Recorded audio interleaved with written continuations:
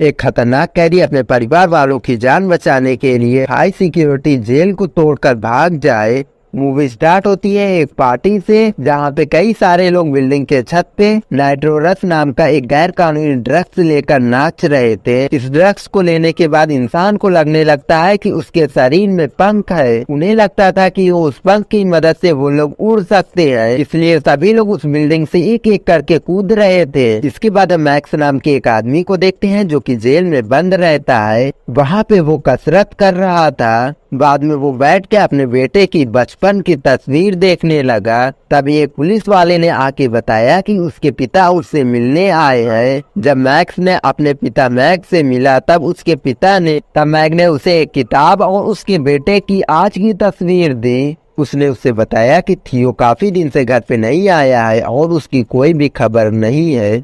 वही दूसरी तरफ चार्ली और थियो नाम की दो हैकर कुछ वैज्ञानिकों की रिसर्च पे नजर रखे हुए थे। इसके लिए उन्होंने एक गैर कानूनी लैब को हैक कर लिया था, लेकिन तभी पुलिस को उनकी हरकतों के बारे में पता चल गया क्योंकि वो लोग ऑनलाइन धोखाधड़ी करते थे। अगले दिन टीवी पे खबर आई कि उन्हें गिरफ्तार कर लिया गया है, लेकिन पुलिस ने एडवोकेट नाम के एक आदमी को गिरफ्तार किया था जो कि उनका बॉस था। पुलिस ने थियो और चार्ली को थोड़ा धमका के छोड़ दिया क्योंकि वो लोग अभी नाबालिग थे। उधर मैग ने भी टीवी पे खबर देखी और वो तुरंत थियो को छुड़वाने के लिए पुलिस स्टेशन पहुंचा। जब वो दोनों घर पहुंचे तब मैग ने थियो को काफी ज्यादा समझाया, पर उसे कोई भी फर्क नहीं पड़ा। थियो ने कहा कि वो अपने पिता मैग से तो अच्छा ही है ना, साला उनकी तरह से तो मैं जेल में नहीं हूँ।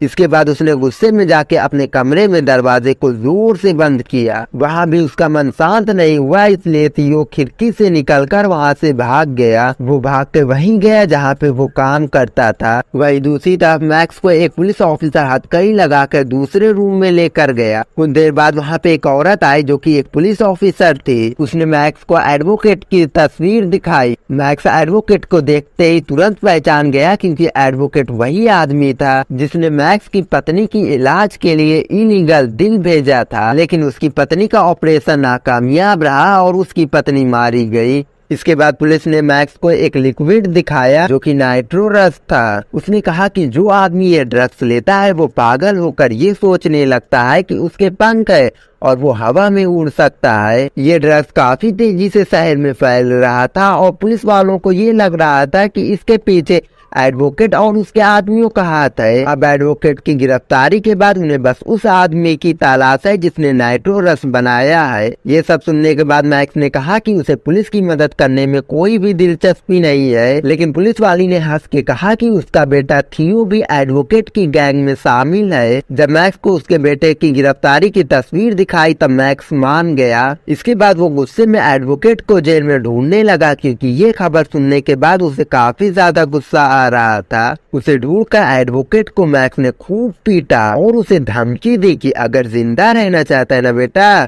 तो मेरे बेटे से दूर रहे। लेकिन तभी एक पुलिस वाले ने उन्हें छुड़ाने के लिए वहां पे आया, लेकिन मैक्स ने उसके गले पे चाकू रख के वहां से भाग निकला। कई पुलिस वालों ने उसका पीछा भी किया, लेकिन वो बिल्डिंग के छत पे से कूदकर वहां से भाग गया।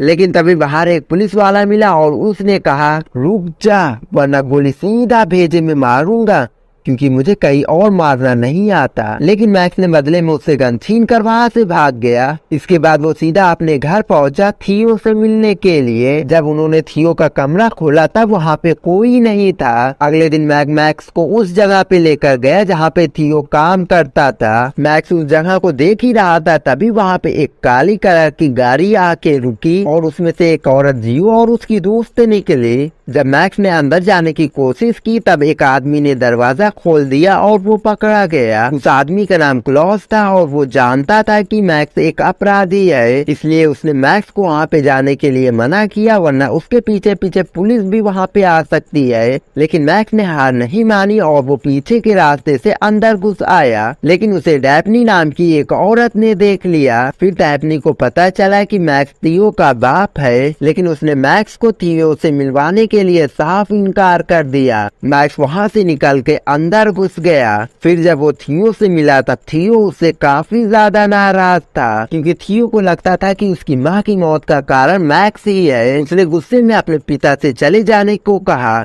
तभी डैफ्नी वहाँ पे आके कहने लगी वो थियो को वापस हासिल कर सकता है, लेकिन इसके लिए मैक्स को उनकी गैंग में शामिल होना होगा। ये सुनने के बाद मैक्स मान गया। इसके बाद डैफ्नी उसे अपने घर लेकर आई जहाँ थियो भी रहता था, जहाँ ली ने कहा कि उसे अपने पिता को समझना चाहिए क्योंकि उन्होंने सिर्फ उसके लिए जेल से भाग कर आया है, लेकिन थियो ने उसकी बात को नजरअंदाज कर दिया। थियो ने कहा कि जब उसकी माँ की मौत हुई थी तब मैक्स ने कई सारे आदमियों का खून करके जेल में चला गया था, उसे अकेला छोड़ के। उधर थियो ने मैक्स को बताया कि फिलहाल वो लोग नाइट्रोरस नाम का एक ड्रग्स खोजने की कोशिश कर रहे हैं। डैफ्नी को पता चला कि नाइट्रोरस नाम के ड्रग्स को 2 वैज्ञानिकों ने मिलकर बनाया था जो कि जंगल के बीच में घर बना के रह रहे थे। डैफ्नी ने बताया कि अगर वो फॉर्मूला उनके हाथ लग गया तो वो दुनिया की सबसे अमीर लोगों में हो जाएंगे। इसके बाद वहाँ पे थियो, चार्ली और क्लॉस भी आ गए। फिर डैफ्नी ने थियो को अलग लेकर जाके कहा कि उसे अपने पिता मैक्स की इज्जत करनी चाहिए क्योंकि वो थियो के लिए ही अपनी जान को जोखिम में डाल के उनकी गैंग में शामिल हो रहा है। इसके बाद वो थियो को किस कर लेती है क्योंकि वो जानती थी कि थियो उसे पसंद करता है। इसके बाद जब सब इकट्ठा हुए तब थियो और चार्ली ने नाइट्रोरस तक पहुंचने का रास्ता पता कर लिया। उन वैज्ञानिकों ने नाइट्रोरस फार्मूला को फ्लैश ड्राइव में रखा था जिसमें एक पासवर्ड लगा हुआ था। वो लोग जंगल के बीचों बीच रहते हैं जहाँ की जमीन पर भी सिक्योरिटी अलार्म लगे हुए हैं, यानी कि कोई अनजान आदमी अगर जमीन पे पैर भी रखेगा तो उन्हें तुरंत ही खबर पड़ जाएगी। फिर मैक्स ने बिना जमीन में टच किए उस लैब तक पहुँचने का प्लान बनाया।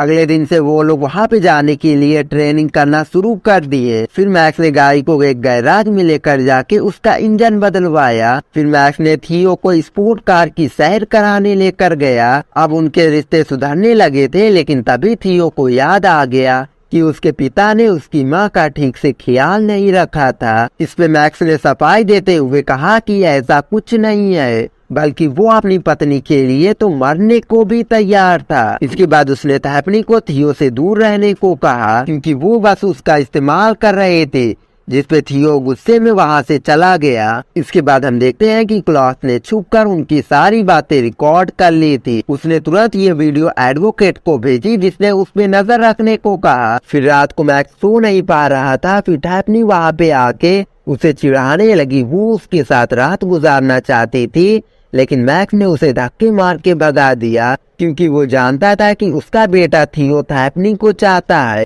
उधर थियो ये सब चीज सीसीटीवी कैमरे में देख रहा था। वो ये देखकर और भी ज्यादा चिढ़ गया कि उसकी डैफ्नी उसकी जगह उसके पिता को चाहती है। अगले सुबह वो लोग लैब पे जाने के लिए तैयार रहते हैं, लेकिन रास्ते में क्लॉस ने थोड़ा सा नाइट्रोरस चख लिया। फिर जब वो लोग लैब तक पहुंचे तब चार्ली और क्लॉस को गाड़ी संभालने को देखकर वो लोग लैब तक निकल गए। उधर वो दोनों वैज्ञानिक किमिस्टिक और रेबिन बाहर नाश्ता करने गए थे। वही मैक्स रस्सी से लटक कर लैब की छत तक पहुंच गया, लेकिन जैसे थियो रस्सी पे लटका तो उसका फोन नीचे गिर गया।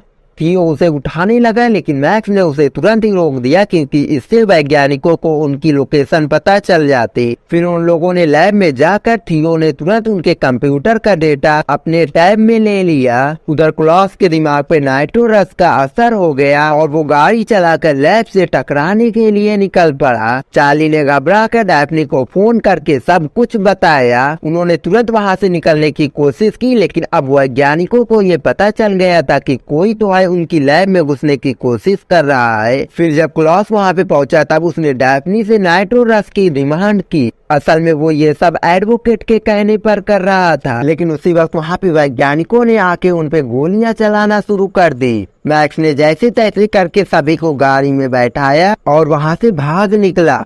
वो दोनों साइंटिस्ट भी उनका पीछा कर रहे थे, लेकिन मैक्स ने उन्हें चकमा देकर गाड़ी अपने पिता के घर पे लेकर आ गया। जब वैज्ञानिक अपनी लैब में पहुंचे तब उन्हें पता चला कि मैक्स और उनकी टीम ने नाइट्रोरस को चुरा लिया है और तभी उनकी नजर पड़ी जमीन पे गिरे थियो के फोन पर। वो लोग इसके जरिए मैक्स की टीम का पता लगा सकते थे। उधर क्लॉस ने एडवोकेट को खबर कर दी कि नाइट्रोरस को उन्होंने चुरा लिया है। फिर जब उसने डैफ्नी से मांगा तब उसने साफ इनकार कर दिया। एडवोकेट ने थियो को मारने की धमकी दी, लेकिन थियो ने उसका पासवर्ड बदल दिया था, इसलिए अब तो वो थियो को किसी भी हालत में नहीं मार सकते। लेकिन अब एडवोकेट ने डैफ्नी को मारने की धमकी दे दी, क्योंकि अब वो उसके किसी भी काम की नहीं थी। जैसे क्लॉप उसे मारने लगा तभी साइंटिस्ट वहाँ पे आके गोलियां चलाने लगे। मैक्स तुरंत ही नीचे झुक गया और दरवाजा तोड़ के उनके ऊपर अटैक कर दिया, लेकिन उन दोनों ने उसे पीट डाला। तभी डैफ्नी मैक्स की मदद करने आई। उसने एक साइंटिस्ट को इतना जोर के उसके मुंह पे मारा कि वहीं पे वो चित हो गया। उधर मैक्स दोबारा खड़ा होकर दूसरे वाले साइंटिस्ट की पिटाई। वही दूसरे साइंटिस्ट ने डैफ्नी को कोने में लेकर जाके पीटना शुरू कर दिया, लेकिन तभी उसके हाथ में एक राइफल लग गई और वो जैसे ही उस साइंटिस्ट को मारने वाली थी तभी मैक्स ने उसे रोक दिया। फिर डैफ्नी ने उसके पैर पे गोली मारी ताकि वो भाग ना पाए। उसी पर वो भी अपनी चोटों की वजह से बेहोश होकर नीचे गिर गई। तभी वहाँ पे पुलिस आ गई। उसने डैफ्नी को हॉस्पिटल पहुंचाया और बाकी सभी को गिरफ्तार कर लिया। तब जाके मैक्स ने थियो को बताया कि ये सब एक प्लान का हिस्सा था, यानी कि उसके जेल से भागने से लेकर इस ग्रुप को ज्वाइन करने तक पुलिस वाली का ही प्लान था, जिसकी वजह से वो एडवोकेट के साथियों को पकड़ सके और साथ ही साथ अपने बेटे को गलत रास्ते में जाने से रोक सके। मैक्स ने उस टैब को पुलिस के हवाले करने को कहा और तब जाके थियो ने खुलासा किया। उसने कहा कि उसने नाइट्रोरस के फार्मूला को लैब के कंप्यूटर में ही खत्म कर दिया था। उसने कहा कि ये सब मैंने इसलिए किया ताकि दुनिया में कोई भी इस ड्रग्स को ना बना पाए, यानी कि थियो शुरू से ही अच्छाई के लिए ही काम कर रहा था। इधर मैक्स को उसके इस कारनामे के लिए उसे बाइज्जत बरी कर दिया जाता है। और इसी के साथ हमारी ये मूवी यहीं पे एंड हो जाती है।